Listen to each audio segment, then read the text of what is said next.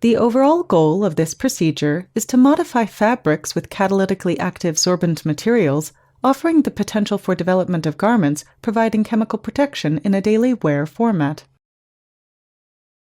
This method can be applied to different fabrics and in combination with a wide range of organosilicate sorbents to address the broad needs of chemical protective applications.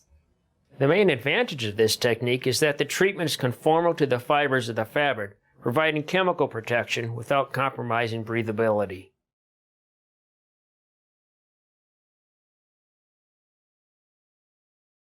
First, prepare the initiation solution by combining 10 milliliters of ammonium hydroxide with 184 milliliters of isopropanol in a glass beaker and mixing at 150 rpm.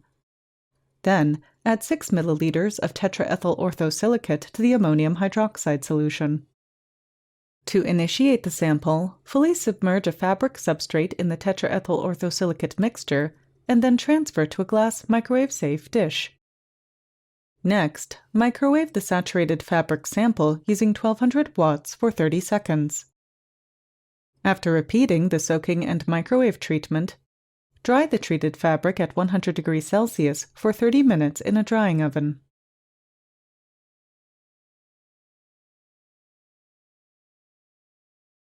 To prepare the sole, mix 1.9 grams of pluronic P123, 0.5 grams of macetylene, and 2.12 grams of BTE in a plastic vial at room temperature.